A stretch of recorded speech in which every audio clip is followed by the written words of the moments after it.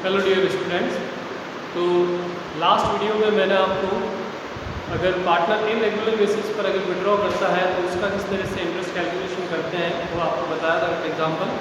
तो उसके टाइप के कुछ क्वेश्चंस है वो मैं करके दूँगा आपको, एक बार ये पूरा कंप्लीट होगा टॉपिक तो, और आप खुद भी आराम से उसकी कैलकुलेशन जो है वो कर सकते हैं। अब देखिए दूसरा मेथड जो है इसमें पार्टनर रेगुलर ड्राइंग करता है। तो अगर रेगुलर ड्राइंग करता है तो when partner withdraw same amount at same interval, या यूँ कह सकते हैं partner withdraw uniform amount at a uniform interval. तो मतलब जिसके अंदर सिमिलरिटी रहेगी, अमाउंट में भी रहेगी और साथ साथ आपका जो है उसके अंदर जो पीरियड होगा उसमें भी रहेगी। जैसे मान लीजिए कि 1 जनवरी को निकाल रहा है 2000 रुपये, तो 1 जनवरी को अगर 2000 विड्रॉ करेगा तो पूरे टाइम 1 जनवरी को ही 2000 को विड्रॉ करता रहेगा। इसी तरह से अगर वो 31 को या 30 एंड ऑफ द मंथ अगर विड्रॉ करेगा तो पूरे साल end of the month he withdraw करेगा। तो बेसिकली उस कंडीशन में अपन को पूरा अगर चाहें तो फर्स्ट मेथड को अपन यूज़ कर ही सकते हैं। कौन सा वाला? प्रोडक्ट वाला, जिसके अंदर मान लीजिए कि पार्टनर 12 मंथ तक हर महीने के स्टार्टिंग के अंदर अगर विड्रॉ करता है तो अपन 1 जनवरी, 1 फरवरी, 1 मार्च ऐसे करके 12 मंथ्स लिखेंगे, 1000 लिखेंगे, फिर टाइम निकालेंगे 12, 11 इस तरह से मंथ का गैप आएगा डिसेंडिंग ऑर्डर में प्रोडक्ट, और फिर प्रोडक्ट का फॉर्मूला लगाएंगे। तो काफ़ी टाइम कंज्यूमेबल हो जाएगा, होगा ईजी, लेकिन कैलकुलेशन काफ़ी बड़ी हो जाएगी और काफ़ी टाइम लगेगा। लेकिन मैथ्स के अंदर आपको पता है कि जब कुछ चीज़ों में सिंक्रोनाइज कर सकते हैं और जिसमें अगर यूनिफॉर्मिटी होती है तो वहाँ पर अपन कुछ ऐसा फार्मूला लगा करके सारी कैलकुलेशन को एक साथ मर्ज भी कर सकते हैं। तो यहाँ पर इसके अंदर जैसे कि वहाँ इरेगुलर के अंदर 2 मेथड यूज हुए थे, सिंपल और प्रोडक्ट, वैसे ही यहाँ पर जो मेथड यूज होता है उसका नाम होता है एवरेज पीरियड मेथड। यानी कि हम एक एवरेज पीरियड लेकर उसकी बेसिस पर चीज़ों को जो है सॉल्व कर सकते हैं। तो हमको पूरी इतनी बड़ी टेबल बनाने की जरूरत नहीं पड़ेगी, बहुत ही शॉर्ट के अंदर हम अपना कैलकुलेशन या काम कर सकते हैं। तो एवरेज पीरियड मेथड के अंदर इंटरेस्ट ऑन ड्राइंग लगाने का जो फार्मूला होता है वो ये होता है कि टोटल जो ड्राइंग की है, ये नोटिस रखना है, आपको ध्यान में रखना है। खास तौर पर स्टूडेंट यहाँ पर एक बड़ी गलती कर देते हैं जल्दीबाजी में। जैसे पार्टनर हर महीने 1000 विड्रॉ कर रहा है तो स्टूडेंट ने अगर जल्दीबाजी में यहाँ 1000 लिख दिया तो सारी कैलकुलेशन आपकी गड़बड़ हो जाएगी। तो जब भी मैं आपको अगर इस बात करूँ तो डेफिनेटली इतने सालों से जैसे मैं पढ़ा रहा हूँ 25 ईयर्स की ईयर, तो स्टूडेंट जहाँ गलती करते हैं मैं आपको बता देता हूँ जिससे आप स्पेशली अलर्ट रहें कि यहाँ आपको कोई मिस्टेक ना हो जाए। तो अगर 1000 विड्रॉ कर रहा है हर महीने तो 1000 इंटू 12, तो यहाँ पर अमाउंट जो है वो आपको कितना लिखना है 12,000, ना कि इसके अंदर 1000 लिखने जल्दी में। फिर रेट अपॉन 100 जो भी आपने रेट का स्क्रैप की है 10%, 20%, तो वो यहाँ लिखी जाएगी, into average period upon 12। Average period upon 12 का मतलब कि जो पीरियड आप मानोगे कि मैं अगर पूरे साल विड्रॉ करता हूँ तो मैं एवरेज बेस पर कितना टाइम पीरियड यूज़ करूँ, तो वो पीरियड इसके अंदर फिर आपके काम आएगा। अब एवरेज पीरियड रटने की जरूरत नहीं है, एवरेज पीरियड को निकाला जा सकता है। और ऑब्वियस है कि जब चीज़ें बार बार काम आएगी तो आपको याद भी हो जाएगा कि इस कंडीशन में इतने महीने स्टार्टिंग में एंड में पार्टनर विड्रॉ करता है तो एवरेज पीरियड कितना होगा।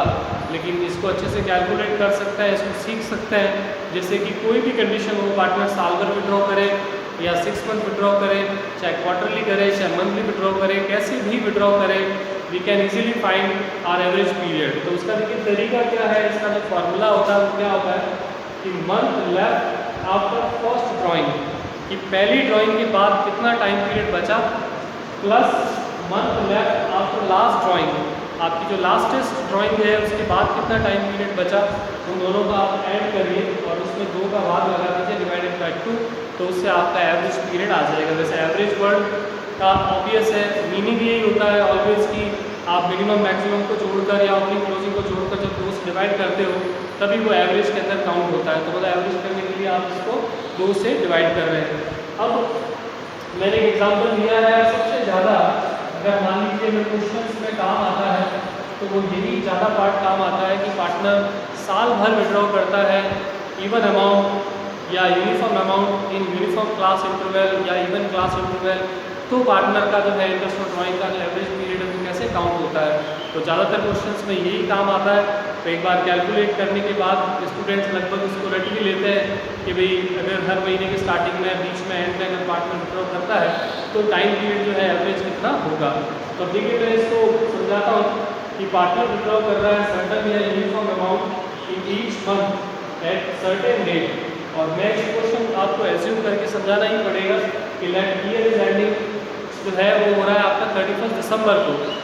अब अलग अलग सिचुएशंस में अलग अलग अपन देखते हैं कि at the starting of each month अगर पार्टनर या बिगिनिंग ऑफ ईच मंथ अगर पार्टनर विड्रॉ करे तो उस कंडीशन के अंदर आपके जो है एवरेज पीरियड कितना होगा। अब देखिए स्टार्ट साल कब होता है 1 जनवरी को, और अपन कह रहे हैं कि हर महीने की स्टार्टिंग में अगर पार्टनर विड्रॉ करे तो क्या होगा, तो मतलब पहली drawing starting of the month करता है, जबकि साल आपका दिसंबर में खत्म होता है तो ऑब्वियसली स्टार्ट कहाँ से होगा 1 जनवरी। तो पहली ड्राइंग पार्टनर कब करेगा 1 जनवरी को, फिर 1 फरवरी, सो ऑन एंड ऑन, और लास्ट ड्राइंग कब करेगा 1 दिसंबर को।